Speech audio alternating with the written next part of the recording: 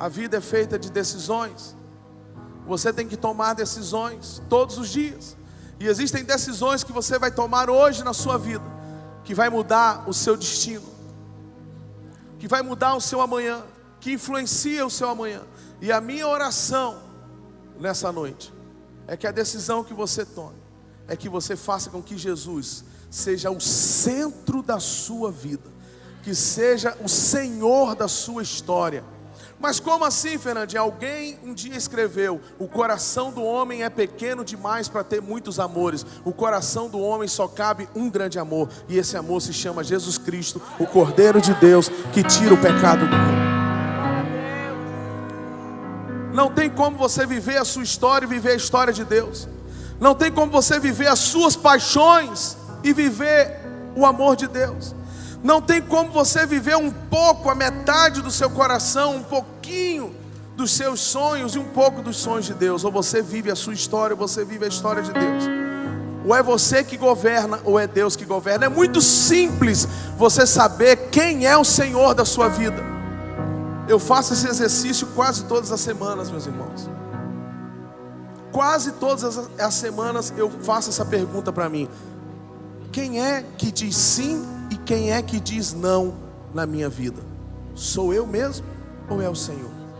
Porque se for você, você é o Senhor da sua vida. Mas se for Ele, Ele é o Senhor da sua vida. É simples. Isso é o Evangelho. O Evangelho não é uma receita para você ser um campeão. O Evangelho não é uma receita para você ganhar dinheiro. O Evangelho não é uma receita para você ser bem sucedido. O Evangelho é uma pessoa que entra dentro de uma pessoa, e agora ele governa. Venha o teu reino e seja feita a tua vontade. Isso é o Evangelho.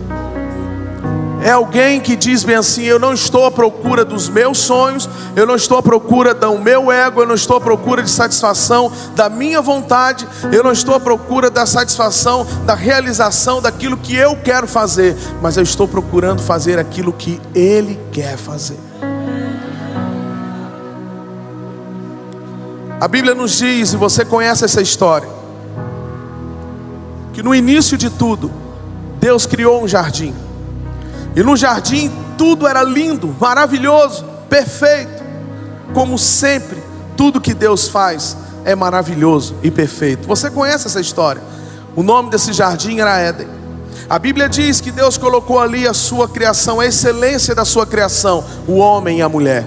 E a Bíblia diz, isso me fascina muito, meus irmãos, é muito simples, mas eu fico fascinado com isso, que a Bíblia diz que na virada do dia, Deus ia ter com o homem. Isso é maravilhoso. Você consegue imaginar isso? Todos os dias Deus ia ter com o homem. Mas a Bíblia diz que um dia o homem preferiu a sua história. A Bíblia nos conta, e você conhece a história, que um dia o homem preferiu a sua curiosidade do que a obediência. A Bíblia diz que Deus falou o seguinte: olha, você pode tocar em tudo, mas nisso aqui você não pode tocar. Mas o homem preferiu seguir a sua própria vontade. E o que acontece, meus irmãos, é que Deus, você conhece também e você sabe disso, Deus não negocia com o pecado.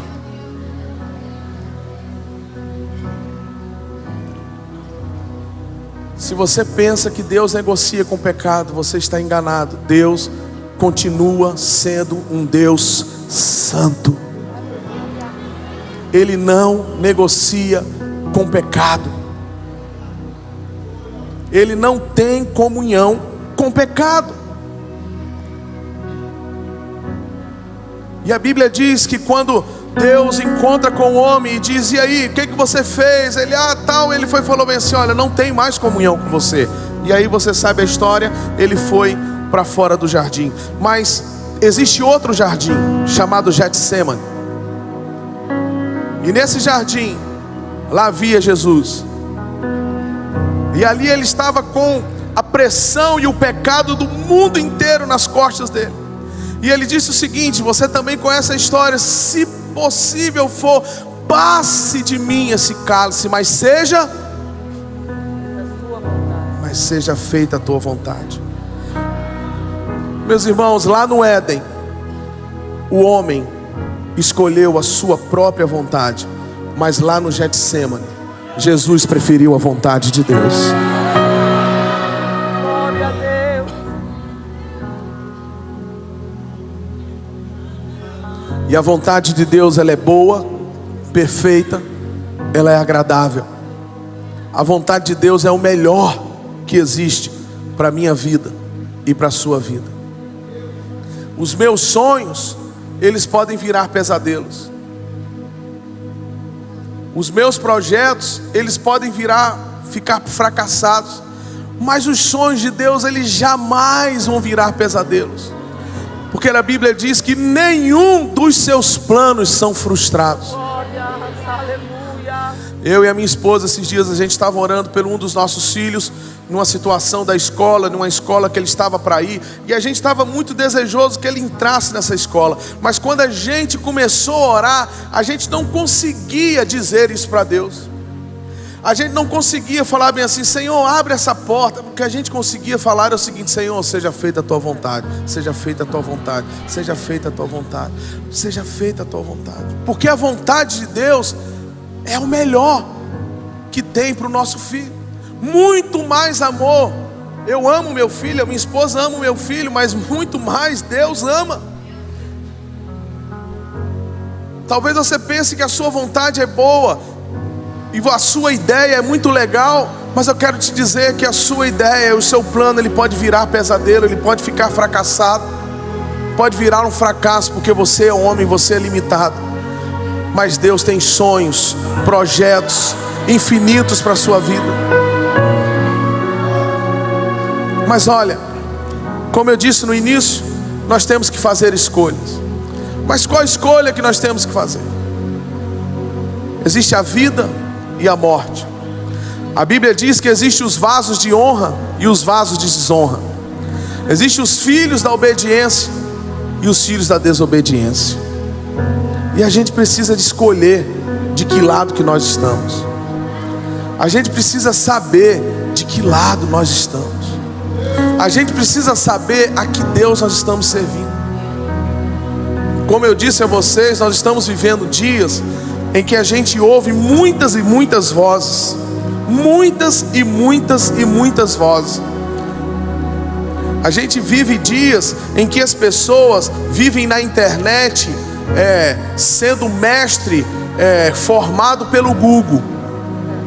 Elas não foram enviadas pela igreja, elas nunca sentaram numa igreja, elas nunca frequentaram um banco de uma igreja, elas não estão debaixo de autoridade espiritual, elas não sabem nem o que é a igreja, mas elas estão de frente para um celular, doidas e enlouquecidas pela fama, e ela vai lá e começa a fazer uma pesquisa e começa a falar um bocado de sabedoria cristã.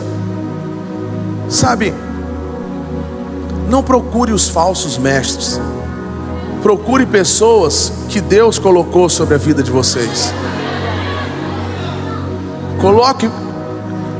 Procure pessoas que tenham compromisso com vocês. Ouça pessoas que Deus fez aliança com vocês. Ouça pessoas que os seus líderes escutam. Não saia buscando, não viva nessa confusão. A Bíblia diz para a gente fugir dos falatórios. São muitas e muitas vozes, mas a gente precisa chegar para perto da voz de Deus. E a voz de Deus, ela nos manda sempre nos santificar e nos separar. A voz do evangelho de hoje, o evangelho moderno, e vocês que são novos, esse evangelho moderno diz que não tem nada a ver você ir para a cama com a sua namorada antes do casamento, mas a Bíblia diz que tem. Esse evangelho de hoje diz que não tem nada a ver. A Bíblia diz que você pode beber, mas você não pode se embriagar. Então você vai encontrar milhares de pessoas falando uma série de coisas. O evangelho de hoje, existem pessoas falando que não tem nada a ver também você ir para um show de fulano, ouvir isso e ouvir aquilo outro, sabe? Porque não tem nada a ver. E porque você pode, você é livre e você tem que fazer ali uma seleção, sabe? Mas a Bíblia diz que você precisa se purificar. A Bíblia diz que você precisa se santificar. A Bíblia diz que você precisa se separar. Eu gosto sempre de fazer uma pergunta, e eu sempre faço isso para mim. Você já viu lá na marcha dos gays, cantando as minhas músicas, louvando a Jesus? Já viu? Tipo lá na marcha lá LGBT, né? Cantando as músicas, aleluia, Jesus seja louvado. Já viu? Você já viu a torcida do Flamengo cantando a música do Fluminense? Já? Você já viu a torcida do Botafogo cantando a música do Vasco? Já viu isso? Já viu? Pode responder. Não. Você já viu a torcida do Vasco cantando a música do Flamengo? Já?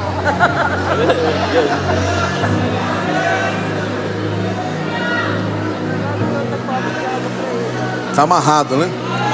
Pega dois vazios e abre outro para mostrar. Você já imaginou assim a torcida do Corinthians, na hora que o time do São Paulo entra, a torcida do Corinthians cantando o hino deles? Você já imaginou isso? Já imaginou? Você já viu isso? E por que você canta a música do mundo?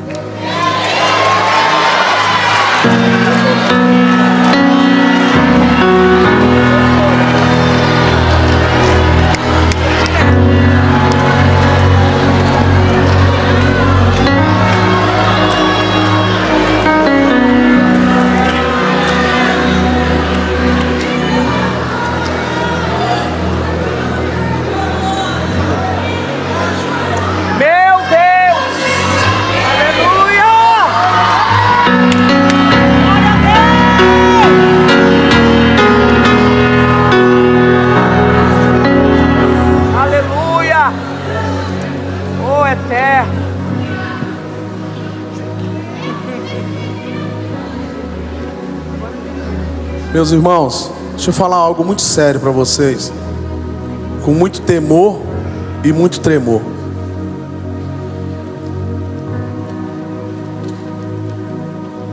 E muita responsabilidade, muito respeito aos mais velhos que estão aqui. A Bíblia diz que quando Davi trouxe a arca de volta,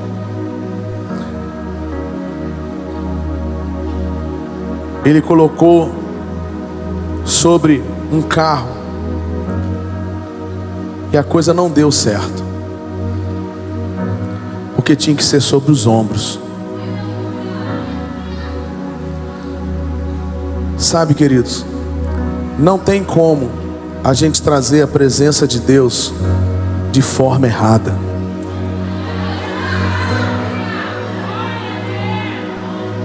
Existe um jeito, existe uma forma, existe uma maneira de tratar as coisas de Deus, do jeito de Deus, no tempo de Deus, a maneira de Deus. Tudo do jeito de Deus. Tudo do jeito de Deus. É só você olhar lá atrás. Deus poderia virar para Moisés, virar para ele e falar bem assim: ó, pega aí toda a sabedoria que você aprendeu no Egito e faz um tabernáculo para mim. Porque não é assim que a gente faz na igreja.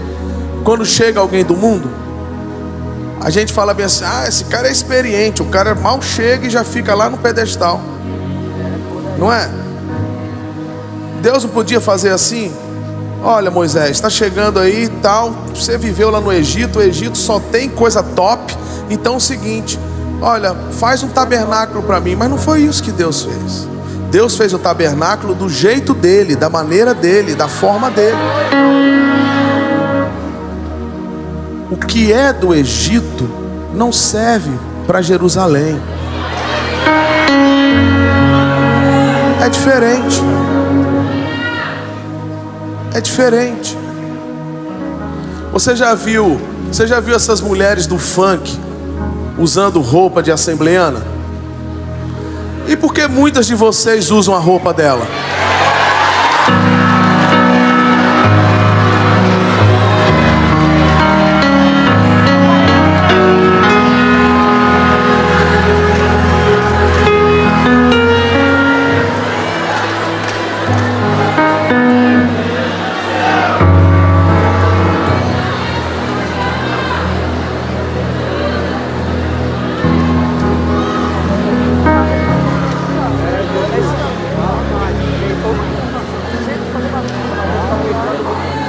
Qual que é a nossa moda, meu irmão? Obrigado, Jesus. A nossa rádio é outra. O nosso mundo é outro. O nosso jeito de falar é outro.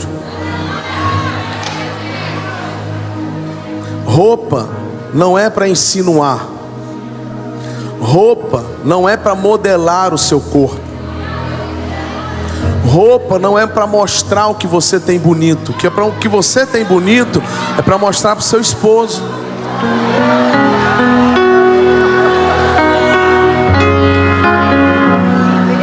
Roupa é para cobrir. A roupa foi feita para cobrir, inclusive os homens.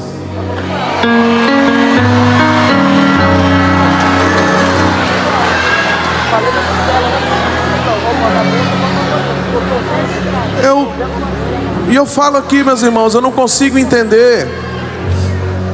Eu não consigo entender a motivação de um homem cheio do Espírito Santo, que malha a semana toda para poder ficar com um braço do tamanho de uma perna, para no domingo à noite ele colocar uma camisa apertada. Para quem vê, meu irmão?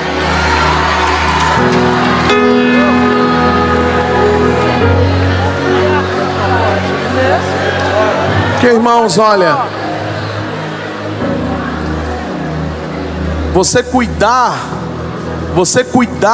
preste atenção, você cuidar da saúde é uma coisa, você exibir o seu corpo é totalmente diferente.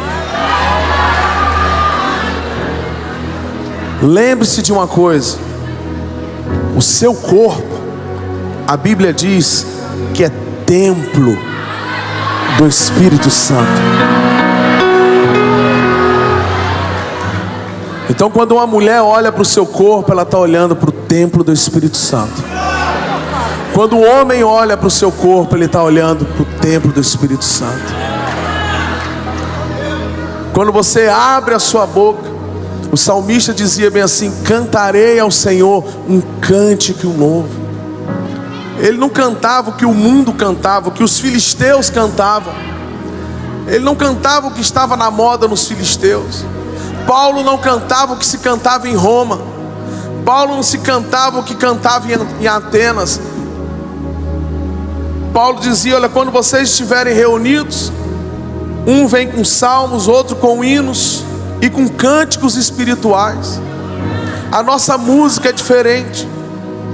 A Bíblia diz, e isso me faz tremer por dentro, que a Bíblia diz que lá em Apocalipse diz bem assim: olha, corra da Babilônia, não se ouve mais a sua música. Então existe uma música, e eu creio que a música da Babilônia que está se referindo ali não é a celestial, a inspirada nos céus. Então eu quero desafiar você a coisas simples do nosso dia a dia: o nosso falar, o nosso vestir, Obrigado, Jesus. o nosso andar. o nosso namorar, tudo isso, Jesus tem que ser o centro e o Senhor de todas as coisas. Ele tem que ser exaltado em todas as coisas, na nossa vida, em todas as coisas. A faculdade que você vai fazer não é o que está dando dinheiro, é o que Cristo vai ser exaltado através da sua faculdade. O trabalho que você vai não é onde você quer, onde é o melhor para você, mas é onde Cristo quer que você seja sal e luz. Mas por que isso, Fernandinho? Porque a Bíblia diz que eu e você somos embaixadores de Jesus. Nós somos o sal dessa terra, a luz dessa terra. É quem vai fazer a diferença. É quem vai trazer a diferença.